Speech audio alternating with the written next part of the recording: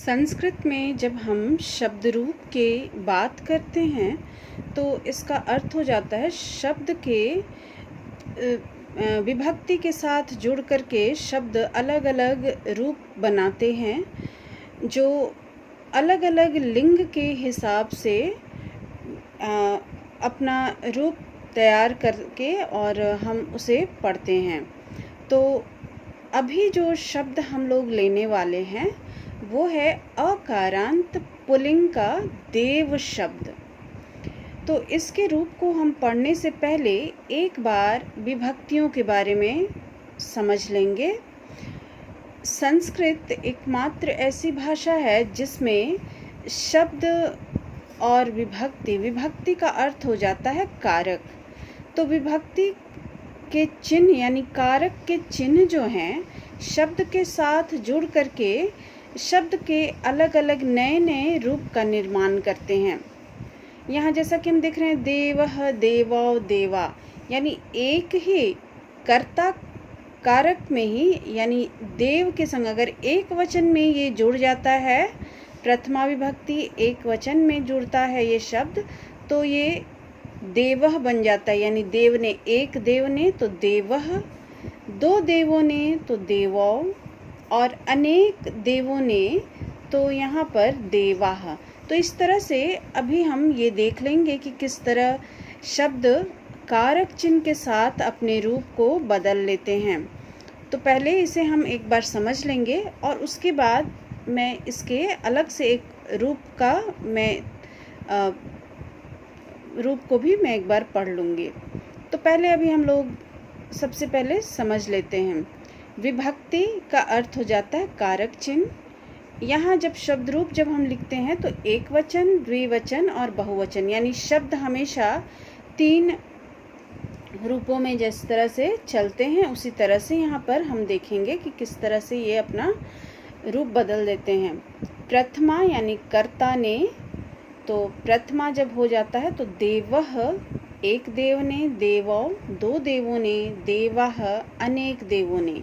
द्वितीया यानी कर्म कारक जिसका चिन्ह हो जाता है को, तो जब ये को का चिन्ह देव के संग लगेगा तो एक वचन में शब्द हो जाएगा देवम, द्विवचन में शब्द हो जाएगा देवौ, और बहुवचन में ये शब्द हो जाएगा अनेक देवों को तो देवान।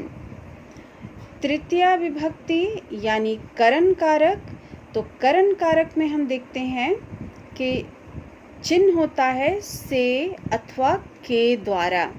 तो जब हम एक वचन में जब हम शब्द के साथ जोड़ते हैं तो देवेन, द्विवचन में दो देवों से तो देवाभ्याम, और अनेक देवों से यानी देवै। चतुर्थी विभक्ति यानी संप्रदान कारक जिसका चिन्ह है के लिए या को, तो इसमें एक देव के लिए या एक देव को तो देवाय, दो देवों के लिए या दो देवों को तो ये हो जाएगा देवाभ्याम, अनेक देवों के लिए या अनेक देवों को तो देवेभ्य शब्द हो जाएगा। अब पंचमी विभक्ति यानी आपादान कारक जिसका चिन्ह हो जाता है से, तो ये जब देव के साथ जुड़ता है देव से तो यहाँ संस्कृत में इसका शब्द हो जाएगा देवात, दो देवों से देवाभ्याम, अनेक देवों से देवेभ्य। नेक्स्ट लाइन यहाँ पे हम देखते हैं कारक का चिन्ह है षष्ठी यानी संबंध कारक जिसका चिन्ह हम जानते हैं का, के और की। तो यहाँ शब्द के साथ जुड़ने पर यानी देव का, के या की अगर हम लिखना चाहें तो एक वचन में देवस्य, द्विवचन में ये देवयो, और बहुवचन में देवानाम। अगला कारक हमारा हो जाता है सप्तमी विभक्ति यानी अधिकरण कारक जिसका चिन्ह है में और पर। तो जब देव के शब्द के साथ में अथवा पर हम जोड़ते हैं तो एक वचन में ये देवे हो जाता है, द्विवचन में देवयो और बहुवचन में देवेषु। संबोधन कारक जो है ये प्रथमा के समान ही इसका रूप रहता है, केवल थोड़ा सा रूप बदल जाएगा। जैसे और संबोधन का चिन्ह हम जैसा कि जानते हैं, संबोधन किसी को पुकारने के लिए, किसी को संबोधित करने के लिए इसका प्रयोग किया जाता है संबोधन कारक में। तो इसका चिन्ह हे या अरे अथवा अहो होता है। यहाँ पर हम देख लेंगे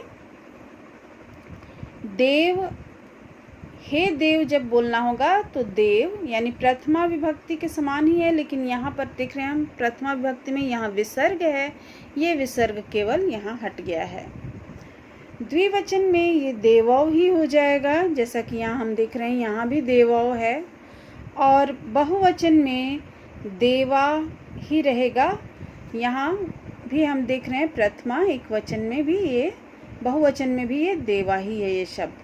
तो इसमें ज़्यादा परिवर्तन नहीं होता। संबोधन जो है ये प्रथमा का ही, प्रथमा के समान ही इसका रूप चलता है और इसका ही ये एक भाग होता है। तो ये हमारा, मैंने कारक चिन्ह के साथ इसे समझा दिया। अब हम लोग इसके रूप को एक बार किस तरह से लिखना है आपकी कॉपी में वो हम लोग देख लेंगे। तो यहाँ पर मैं एक बार पढ़ते जाऊंगी, आप लोगों को कॉपी में इसी तरह से लिख लेना है। सबसे पहले यहाँ हम देख रहे हैं देव शब्द है, इसका अर्थ हो जाता है देवता।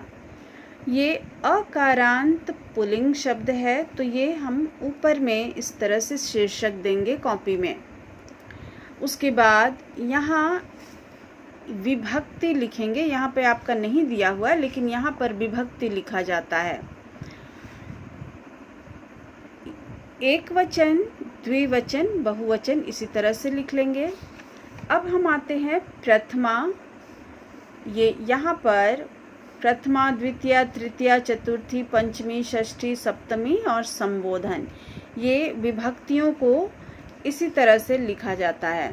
तो पहले यहाँ प्रथमा विभक्ति हम ले लेंगे। प्रथमा एक वचन देवः, द्विवचन देवौ, देवाः। द्वितीया में हम आएंगे तो देवम, देवौ, देवान। तृतीया देवेन, देवाभ्याम, देवै। चतुर्थी देवाय, देवाभ्याम, देवेभ्य। पंचमी देवात, देवाभ्याम, देवेभ्य। षष्ठी देवस्य, देवयो, देवानां।